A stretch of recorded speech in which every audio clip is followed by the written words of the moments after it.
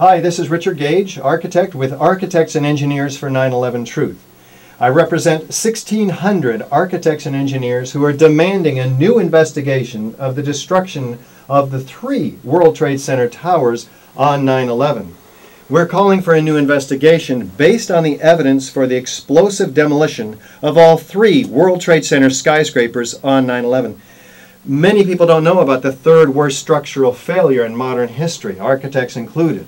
This is a 47-story skyscraper which collapses straight down uniformly symmetrically into its own footprint in just 6.5 seconds.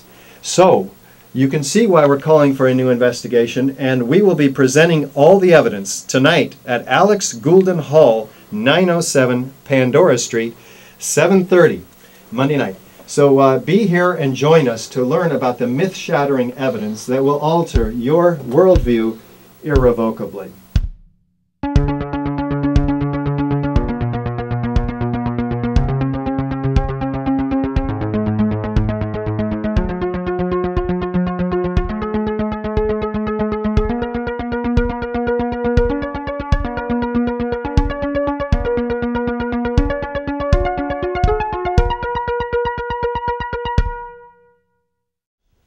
Hi, my name's Greg Hill. I'm here with Freedom Free for All TV.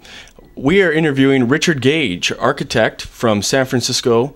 He is in Victoria for a big presentation that you hosted last night at the Alex Goulden Hall regarding the evidence, the explosive evidence regarding 9/11 and the World Trade Center complex. Richard, thank you for joining us. Thank you, Gregor. It's awesome to be here with you. There was a large audience. There was many hands being raised, and maybe talk to the little poll that you did with the audience regarding 9/11 and the audience's opinion around 9/11 before and after. Yeah, we always ask the audience who believes the official story before we give the evidence.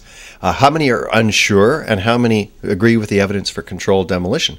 How many of us pretty much believe that? No reason to believe otherwise. This is what we've been told. Just 2? How many of you are unsure still? Heard a few things, you're checking this out. 1, 2, 3, 4, 5, 6, 7, 8, 9, 10, 11, 12, 13, 14, 15, 16, 17. How many of you believe the Twin Towers are already exploded with controlled demolition? The majority. Why didn't you guys bring your friends? And after, we do the same thing. So we moved almost everybody who was either unsure or believed the official story off of their former positions. And that's typical, actually, wherever we go. People see the evidence, they end up agreeing with us. It's rather extraordinary. There's often 1 or 2 that hold out. That's okay. We get most of them. So maybe we could go back to what brought you into the 9/11 Truth movement?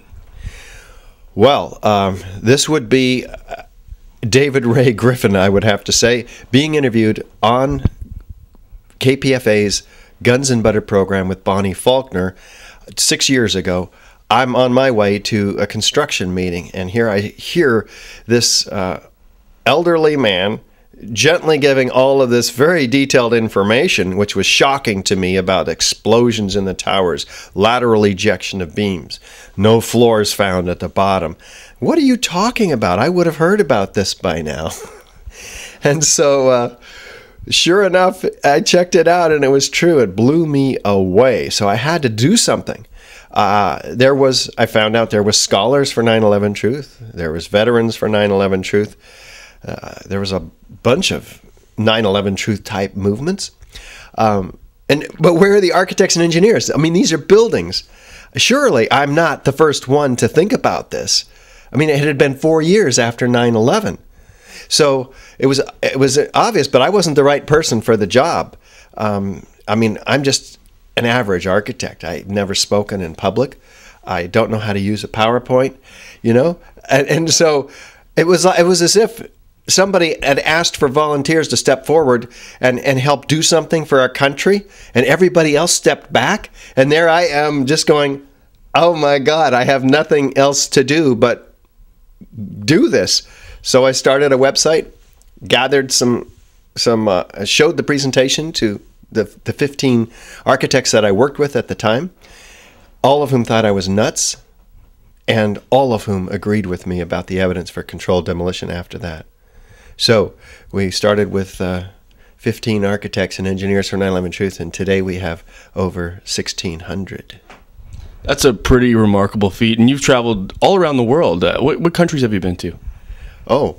We've been throughout Europe, and in 9 countries there in 2009. Then we went to Japan, Australia, New Zealand, and in that trip. And then we've been this summer to Ireland, Scotland, Wales, England, Amsterdam.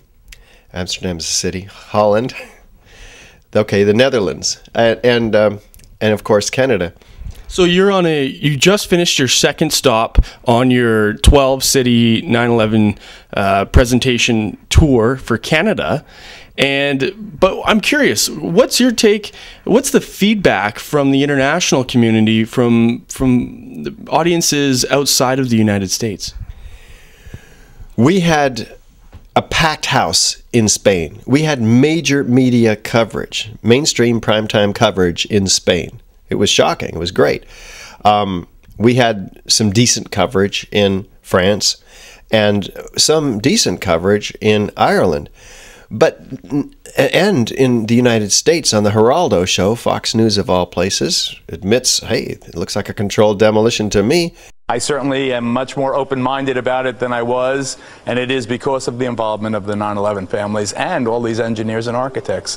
Has our engineer on there from AE 9/11 Truth, has a family member demanding a new investigation, but nothing seems to happen as a result of these breakthroughs here and there in the mainstream media. So my guess is that the unconscious of the public or the subconscious is just not ready to break through with this. Although out in the street we have major successes here in like from 6 years ago, as you gauge the level of reaction to people with this message as we're giving them brochures or DVDs in the street. We don't get the finger very much at all anymore. We hear from a lot of people, oh, I've heard something about that, tell me more. Is there a precedent for any steel frame buildings collapsing due to fire? Well, not before 9/11, there's not. We've had almost 100 very hot, large, and long-lasting fires in high-rises. Not one of them has collapsed. Yet, on 9/11, we have 3.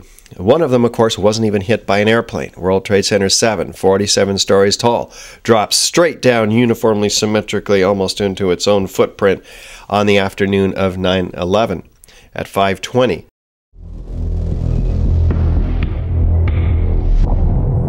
We've seen buildings completely destroyed like this before, but only when done intentionally.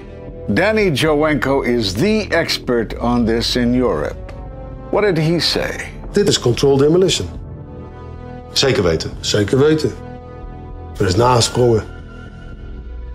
Dit is in opdracht gebeurd. Dit heeft een team gedaan van experts. Let's compare. Explosives are used to demolish buildings like this in just seconds. Okay, so it's a controlled demolition. What's the problem with that? Well, it happened on the afternoon of 9/11 at the World Trade Center. Let's just think about this. Controlled demolitions cannot be engineered and rigged in a day. It takes months. And therefore, this event must have been planned in advance. 2 planes bringing down 3 buildings is something that people can wrestle with. The math doesn't work out quite so well there. That's why we start with World Trade Center 7. People recognize it as a controlled demolition. That's why we created a 15-minute documentary with Ed Asner on a little mini DVD that you can put in your shirt pocket, that you can pull out and hand to people, that they can't deny the evidence for after they see it, if they have an ounce of an open mind. And there are some people who don't, and that's okay. We're just not going to be able to convince everyone. But Building 7 is the first step in breaking open the mind to the reality that 9/11 was not as we were sold by NIST. You refer to NIST. Who are they? NIST is the National Institute of Standards and Technology, who was tasked with explaining these building collapses, all three of it. But they did what it amounts to is a cover-up of the evidence that we present around the world, a cover-up of the evidence of molten metal, turns out to be molten iron that office fires and even jet fuel can create, evidence of explosions, hundreds of witnesses of explosions, and recordings of explosions, evidence of pulverized concrete to a fine powder, 90,000 tons of it, evidence of explosive ejections going off below what's supposed to be a pancaking collapse, missing floors, 110 of them pulverized, so we don't see a stack of floors at the bottom. Evidence of the video destruction of these buildings, videotaped, that shows a very different type of collapse than what the computer animations are leading us to believe, particularly World Trade Center 7, which has so many problems. Why did they try to justify their theory of collapse by fire with computer animations that bear no resemblance to the actual destruction of these buildings? NIST concedes that they found no evidence for explosives. So then we asked them, well, did you look? And they said, no, we did not look for explosives or residues of explosives. So the preconceived notion of NIST is that there's no evidence for explosives, and so there's no point in looking. That is the most unscientific thing that you can possibly think of, not to look because you don't expect to find evidence, and in fact the evidence is overwhelming. They state these conclusions for which there's virtually no evidence, and then they ignore conclusions that can be drawn from the evidence. The Freedom of Information Act request to NIST was denied with the claim that releasing this data might jeopardize public safety. How could it possibly jeopardize public safety? The destruction of evidence was a criminal act in itself. It was already being carted away and destroyed when the FEMA investigators got there about a month after September 11th. You can't do science when you are deprived of the evidence and when your hypothesis is the least valid instead of the most likely. When the most likely hypothesis in the case of Building 7 wasn't even mentioned. This is not science. So with NIST, would you be able to describe any conversations or back and forth communication you've had with NIST regarding the evidence that you've compiled? Yeah, we have certainly given them our DVDs. In fact, I went to their headquarters. I asked to speak to Shyam Sunder. He wouldn't speak with us. He did send us to Michael Newman, who was the person in charge of relating to the public. And we gave him all of our information, and they were quite disturbed. We have submitted requests for corrections because they can't explain how the towers came down in reality. We have challenged their assumptions, and they wrote back saying, well, you're right. We can't explain the full collapse of the building, of the Twin Towers. The 9/11 Commission report, first, was supposedly a bipartisan commission, but it didn't even mention the third worst structural failure in modern history, this World Trade Center 7.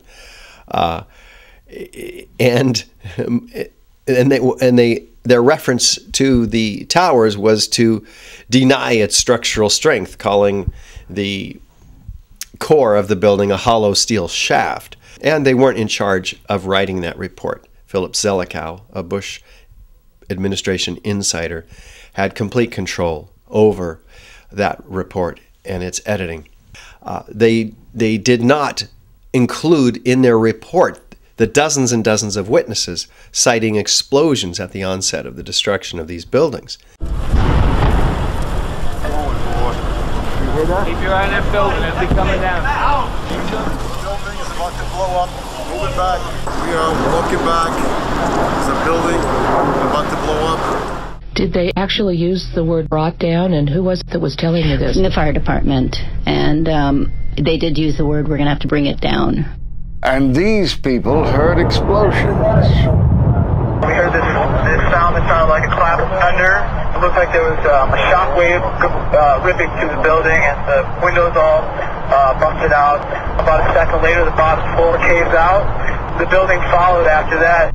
He takes his hand off, and you hear 3, 2, 1, and it was boom, boom, boom, boom, boom. And these reporters recognized it as a controlled demolition. And I turned in time to see what looked like a skyscraper implosion. Looked like it had been done by a demolition crew. The whole thing just collapsing down on itself. For the third time today, it's reminiscent of those pictures we've all seen too much on television before, when a building was deliberately destroyed by well-placed dynamite to knock it down. It was almost as if it were a planned implosion. It just pancaked. What comments could you make regarding the temperatures and the molten, the pictures of molten iron and concrete that were visible on 9/11? There are dozens of witnesses of this molten metal. They called it molten steel. The first responders said flowing like lava. The structural engineer of the World Trade Center himself, Leslie Robertson, says a river of molten steel. And we have video documentation of molten metal pouring out of the South Tower, and crab claws and tractors picking up debris with molten metal pouring out of it. Photograph of that. So it goes on and on and on, and yet, and tests show that this is molten iron. Molten iron is the byproduct of thermite, a thermite reaction.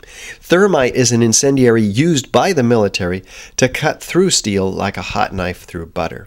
And in fact, there's all kinds of evidence in the World Trade Center dust as well supporting this theory of thermitic incendiaries used for the destruction of all 3 skyscrapers, and that includes billions of previously molten iron microspheres found throughout all the dust samples by official sources, up to 6% of some of the samples. So they can only be produced in temperatures that are far in excess of what jet fuel can burn at or office fires can burn at. So we know there's temperatures just in the fact that iron was melted. And we know because it is iron, not steel, that's melted, that this is the byproduct of a thermite reaction. Plus the chemical analysis of the spheres shows that. Not only that, scientists find in the 4 samples, this independent team of scientists, led by Niels Harrit in Copenhagen, 4 separate samples, small red-gray chips, red on one side, gray on the other. The red side's composed of extremely small particles of iron oxide and aluminum powder in the perfect percentage to become thermite at the nanoscale. These are extremely sophisticated materials made only in the most advanced defense contracting laboratories that should not be found in the World Trade Center dust. Any one of these characteristics or testimonies or forensic evidence should be enough by themselves to elicit a massive uprising of journalists across the country and the media to demand a real investigation. Also, government officials. In an office fire, you cannot generate enough heat to melt steel. And yet we have evidence of molten iron. R.J. Lee Company, USGS, and Dr. Stephen Jones's work, all 3 separately found these microspheres. In the dust, we found what we characterize as unreacted thermitic material in the shape of some very tiny red-gray chips, which have different properties, and in the reaction they produce molten iron, which is the prime indication of a thermitic reaction. And such a reaction can be used to destroy steel structures.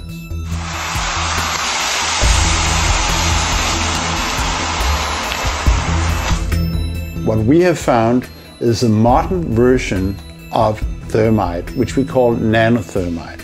There were these iron microspheres present in all of the dust samples that needed to have been formed in extremely high temperatures.